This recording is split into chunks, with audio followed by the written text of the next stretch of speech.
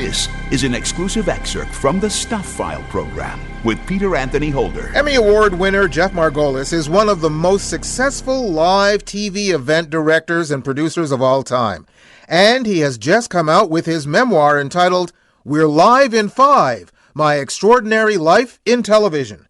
Jeff joins us via Zoom from Nashville. Hi, Jeff. Hey, Peter, how are you? Just tickety-boo. Thanks very much for being on the program with us. I have watched your career basically since day one. You did things like the Sonny and Cher show, the Tony Orlando and Dawn. You did Whitney Houston Live. Love Will Save the Day. You did the Jerry Lewis Telethon. You've done a lot of live television or event television. And this all started as a kid when you sat in the control room on the game show Let's Make a Deal, which was hosted by your uncle, Monty Hall. What was it about the control room that was awe-inspiring to you? From the time I was 5 years old, I had a dream. Seriously, at 5 years old, my dad was in the electronics business. And one night he brought home this little box with a piece of glass on the front of it. He plugged it into the wall, and there were people inside that box. And I couldn't figure out how they got in there. And I became fascinated with television. I started dreaming about one day being involved in television somehow. And as I got older, I learned that there was a director who told the people what to do and took the camera shots and all that. Anyway, when I was going to UCLA Film and Television School, my grandpa said, you've got a cousin who is moving to Los Angeles. He's coming from Canada through New York. He's coming to Los Angeles. His name is Monty Hall. Even though he's your second cousin, we don't call second cousins. We call them aunts and uncles. So he'll be your Uncle Monty. So Monty came to Los Angeles. My grandfather put us together. I told Monty what my dream was, what I'd been doing. You know, all the way through junior and senior high school, I was always on stage crew and trying to take any class I could to learn about sound and lights and all of that. And so Monty was kind enough to say, let me help you. And I said, I'd love to get a job. I'm going to UCLA now, and I work my schedule out so that I have time to go to school and work. And I said, I know that the starting point for most people is in the mail room, or as they were called, pages, which is an usher, the people who let the audience in for the shows and make sure they get out of the studio and all of that. I said, I really don't want to do that. I want to be standing on a stage or be able to go into a control room and really see how everything's done. So he introduced me to the guy who owned the cue card company that was doing cue cards on Let's Make a Deal. And I met with him and he hired me. I started doing cue cards on Let's Make a Deal, and I was able to stand on the stage with the cameras and the boom mics and the stage managers and the prop guys. And I was in heaven. You know, I saw it all coming together the way I always dreamed about it. So he opened the door for me. I left Let's Make a Deal, went to the Smothers Brothers Comedy Hour, where I became very friendly with Tommy Smothers. May he rest in peace. We just lost him a couple of weeks ago. Yes. Anyway, Tommy helped me start my own cue card company, gave me the Smothers Brothers Comedy Hour as my first show. From there on, I was able to do cue cards on a number of different shows and continue to learn. And then I kept the company running, and I moved up to becoming an associate director, which they're called in television, film, they're called an assistant director. So I became an associate director, and then I was on my way. I just flew from there and then went into directing. And then so I started in 1968, really, on the Smothers Brothers Comedy Hour, and Let's Make a Deal, 67, 68. And by 1976, I had my own production company. Was it a big leap for you from the studio floor as with your cue card company? Was it a big leap for you from there to the control room?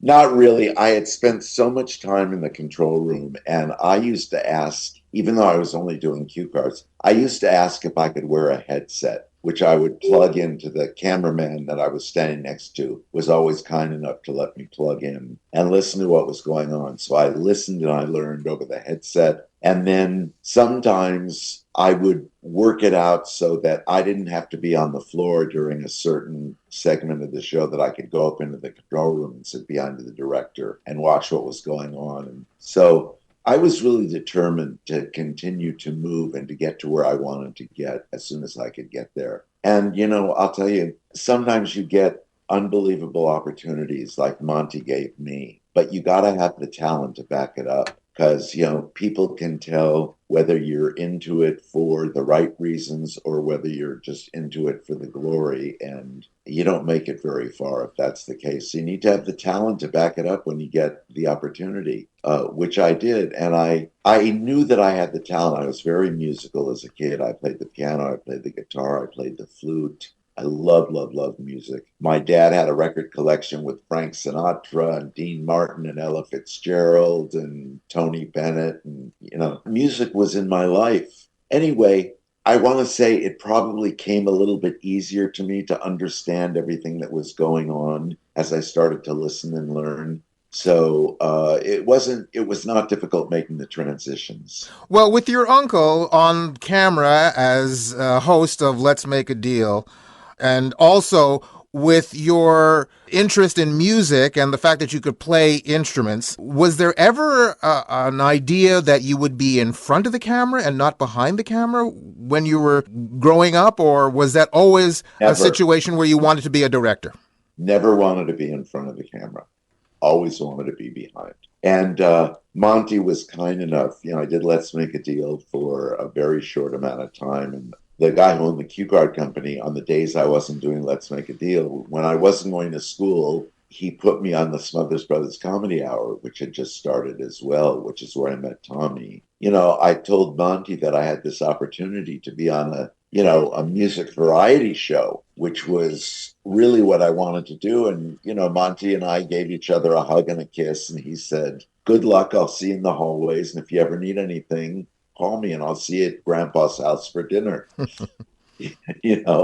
That was it. I spent as much time on the stage floor as I could and as much time in the control room as I could. And I just listened and learned, and I had a real good sense of what was going on. And when music variety, when I started, television was in its infancy, really. And between the Smothers Brothers Comedy Hour and a show called Laugh-In, those two shows sort of changed the face of television in music and comedy. I mean, the Smothers Brothers had everybody in music on their show who no other show would book. Heavy rock and roll groups, singers like, people like Linda Ronstadt, who was just getting started, and another guy named Donovan, who was, a solo artist just getting started. And groups like Frank Zappa and the Mothers of Invention and Jim Morrison, and nobody else would book them on a show, and the Smothers Brothers did. And then George Schlatter, who produced Laugh-In, found all of these incredible young comedians, gave them start like Goldie Hawn and Artie Johnson and Lily Tomlin, and the list goes on and on and on. Yeah, you're talking about the television of my life, basically.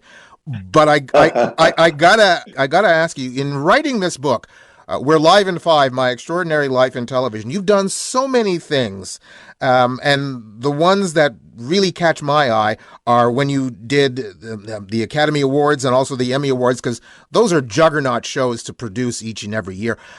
But I'm just curious to know, in writing this book, sometimes when you have your head down and you're working and you're doing all of the things that you've done in your career, but when you have the chance to look back at it in the writing of a book, do you stand back and say, my gosh, I've done a lot?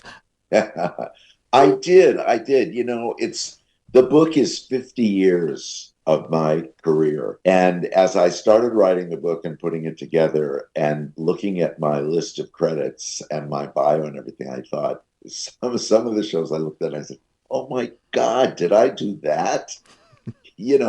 I've done so much. I've done over 175 specials, and that's a lot of hours of television, plus all of the award shows, plus all of the series that I've done. It's a lot of television. And yes, I look back and say, boy, was I blessed. I got into television, like I said, when it was in its infancy and it was growing, and I got to grow with it and had the opportunity to do so much. And there were a lot of people who had the opportunity and didn't make it because they didn't have the talent. It was a time when you needed to have the talent Tony, Orlando, and Dawn was my first network primetime weekly television series on CBS. And I was a baby. I was in my early 20s when I got that show, and somebody gave me an opportunity to do that. Two gentlemen named Saul Elson and Ernie Chambers, who, by the way, I'm still friendly with today. They're both in their 90s and they're both still working and they're sharp as ever. And we've remained friends all this time.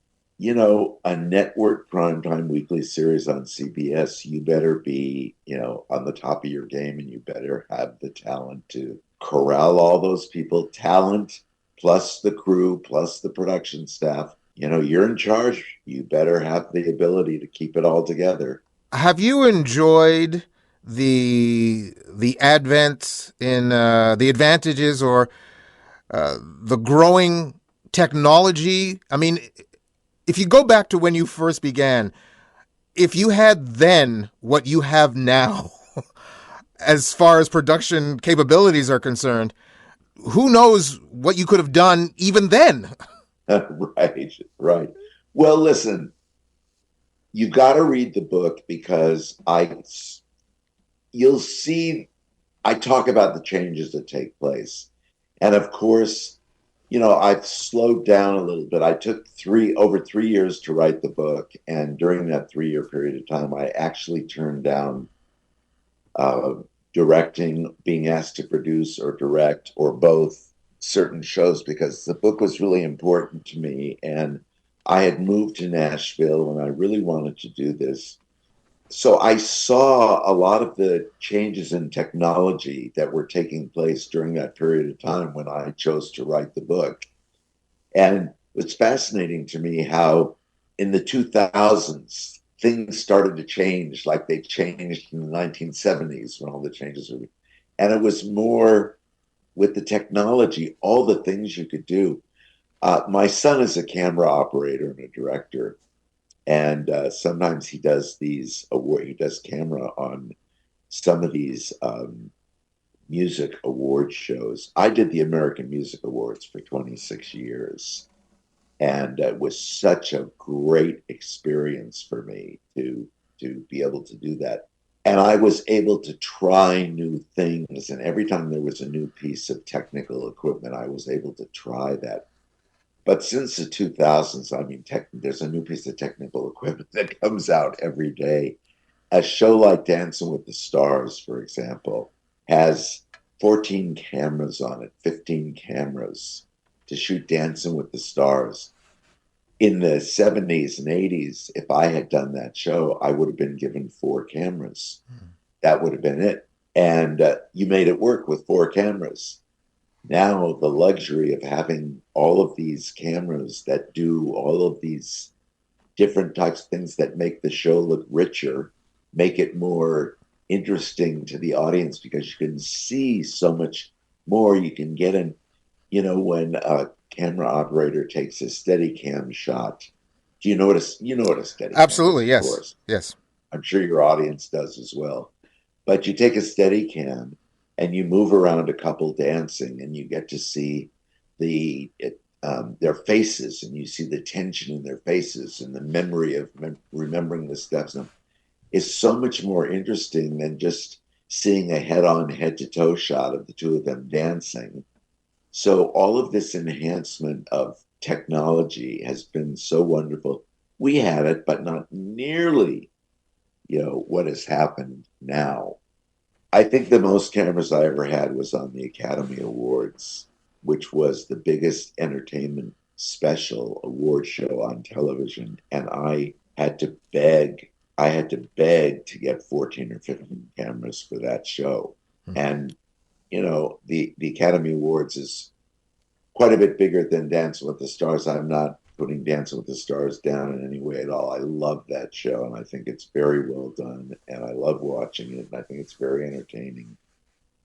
But I had to beg ABC and beg the Academy to get 14 cameras. When I took the show over, there were only 7 cameras.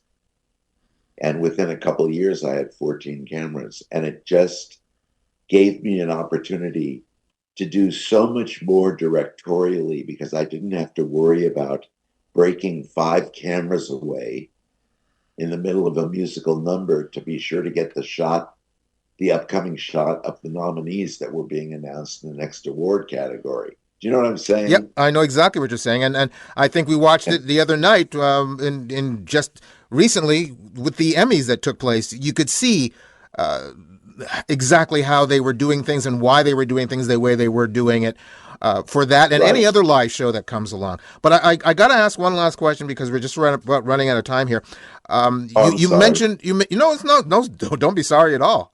You mentioned that it was very very important for you to write this book, and I'm just curious to know why you felt it was so important, and also who were you thinking of writing it for as far as your reading audience was concerned? Who did you want to get the most out of your story? I wanted people who love television and have been around with television since the beginning to love all the stories. I wanted college students in film and television to be able to read it and say, oh, I get it. I need to do that before I can do this. Or if I had an opportunity to do this, I learned something so that I could move on to the next step. So it had a double meaning. And then all the people that were involved, I mean, I worked with thousands of people over the years. Lots of them are still alive, and a lot of them who aren't have family who were involved with their mothers or fathers who were working.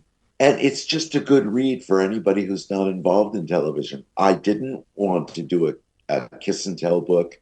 I didn't want to throw anybody under the bus. I wanted it to be about my extraordinary life in television, how much I love what I do, the great experience that I had. And look, not everything's peaches and cream, not everything's good. You know, you have artists who are difficult, you have things that go wrong, and you better be on your game so you can, when you're live on the air and something goes wrong, you better be sharp enough to keep going and make that problem almost not noticeable. You know, when you're live on the air and something happens and it goes by, it's gone. It's gone. So there's no reason to even think about it once it happens. You just, it is what it is. I Well, think that's where that expression came from.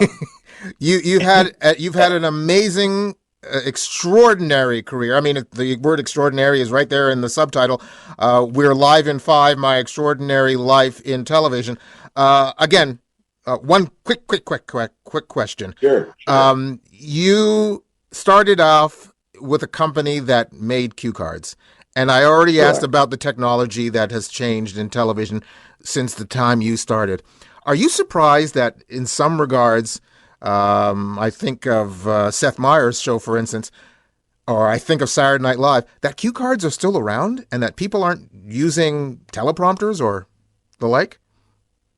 Well, I think cue cards came from people not wanting to use teleprompters because they felt like they were reading. They looked, artists looked at themselves, performers looked at themselves, and they looked to themselves like they were reading, like they hadn't memorized. And cue cards can be put wherever a performer is looking, the cue cards can be there. So the audience couldn't tell. Anyway, look, the book is a great read. You love the book. I call it We're Live in Five because that's the last thing that you hear when you're doing a live television event, which I love. And you usually hear the assistant director, the associate director saying, 1 minute, 30 seconds, 10 seconds, we're live in five, four, So that's what I've heard most of my career on a number of the shows that I've done. So I called it that. And then my life in television has been extraordinary. I've met people, I've gotten to do shows, I've traveled, I've had challenges, I've had everything that I ever dreamed about as a kid growing up. That everything, once I started, my goal was to direct the Academy Awards. I mean, because that at the time was the most important show on television. And I wanted to get there, and I did. I did. And so all the stories on my way there, are really interesting stories. And since that time when I did my first Oscars, and some of these specials with some of the people, an experience that I had with Michael Jackson doing an HBO special, Michael Jackson One Night Only, the show that never happened. The night before the show was live on HBO, he collapsed during the dress rehearsal, and the show never happened. But the 4 months leading up to it, I talk about it, the most incredible 4 months of preparing for a special. There's stories like that, and they're interesting stories for anybody to read. And to a student, they can read it and go, "Holy shit, that happened! He had to work around that." So it's just a great read. It's a great read. I hope you enjoy it. I'm looking forward to it. And, again, the title is We're Live in 5, My Extraordinary Life in Television. It has been an extraordinary life in television, but it is nowhere near over. And I'm sure you have a lot more to do in television before all is said and done, before it becomes a wrap. Jeff, I thank you very, very much for taking the time to be on the program with us. You were great, Peter. Thank you so much for having me. Anytime you want to talk, give me a call. I'd love to come back again. Oh, we'd love to have you back on, Jeff. That was Emmy Award winner Jeff Margolis, a legendary TV director, producer, and the author of his memoir entitled We're Live in 5, My Extraordinary Life in Television. You can go to my website at thestufffile.com, check out the show number for this program, which is show number 0753, and you'll find the link to Jeff's site, plus links to either Amazon.com or Amazon.ca, where you can order his book directly. You've just heard an exclusive excerpt from the Stuff File program with Peter Anthony Holder. To hear any or all of the full hour-long shows, visit thestufffile.com. Stuff is spelled S-T-U-P-H. That's thestufffile.com. A presentation of Flying Fish Communications.